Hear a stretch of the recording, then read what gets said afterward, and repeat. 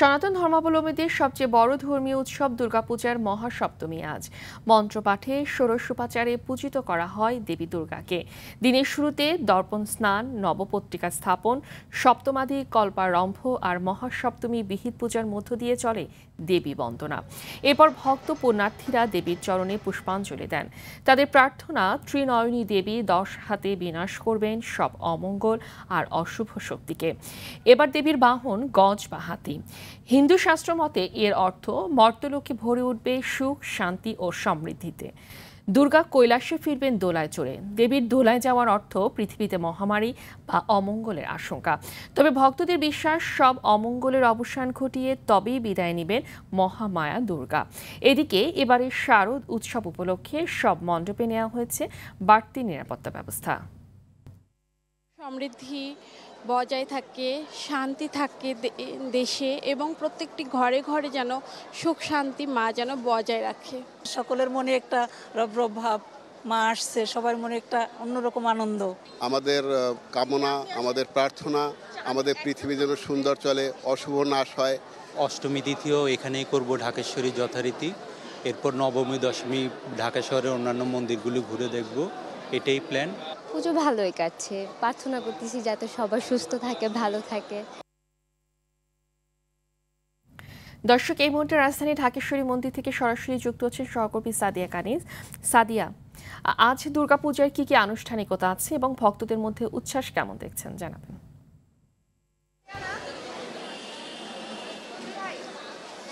ফাহমিদা, সনাতন ধর্মাবলম্বীদের সবচেয়ে বড় ধর্মীয় উৎসব দুর্গাপূজার মহাসপ্তমী আজ। ভক্ত পুণ্যার্থীদের পদচারণায় আসলে মণ্ডপগুলো প্রাণ ফিরে পেয়েছে। ঢাক, ঢোল, কাসরের বাদ্যে একেবারে মুখরিত প্রাঙ্গণগুলো, পূজা মণ্ডপগুলো।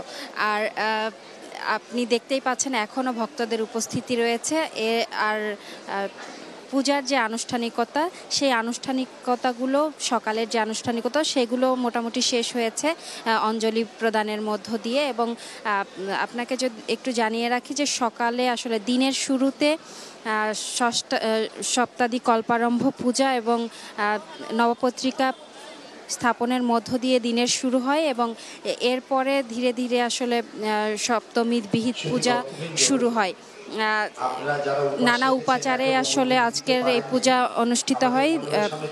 যেসব পুরোহিত আছেন তারা দেবীর পূজা করেন, দেবী বন্দনা করেন, এবং ভক্তরা আসলে দেবীর চরণে অঞ্জলি প্রদান করেন। এরপরে ভক্তদের মাঝে প্রসাদ এবং চরণামৃত দেয়া হয়।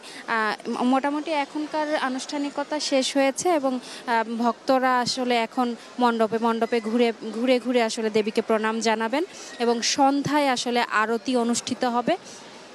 ভক্তরা যেটি বলছেন, আসলে দেবীর কাছে সুখ সমৃদ্ধিতে ভরে উঠবে এই দেশ, এবং মানুষের মধ্যে সম্প্রীতির বন্ধন অটুট থাকবে, সবাই সবার মধ্যে ভালোবাসা থাকবে।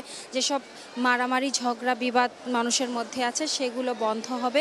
দেবী সবার মঙ্গল করে দিয়ে তবেই ফিরবেন, এমনটি প্রত্যাশার কথা জানাচ্ছেন। এবং এই কয়েকটা দিন সবার কিন্তু খুব ভালো আনন্দে কাটবে, তেমনটি প্রত্যাশা জানাচ্ছেন। আর মণ্ডপগুলোতে বাড়তি নিরাপত্তা ব্যবস্থা নিয়েছেন আইনশৃঙ্খলা রক্ষাকারী বাহিনী, যাতে কোনো ধরনের অনাকাঙ্ক্ষিত ঘটনার সম্মুখীন কাউকে না হতে হয়। ভক্তরা এখন আসলে মণ্ডপে মণ্ডপে ঘুরে সন্ধ্যায় আরতির জন্য অপেক্ষা করবেন, এবং তখনও কিন্তু আসলে অঞ্জলি দেয়া হবে। তো ফাহমিদা, ঢাকেশ্বরী মন্দির থেকে সপ্তমী পূজার এই ছিল আমার কাছে সর্বশেষ। সাদিয়া, ধন্যবাদ আপনাকে।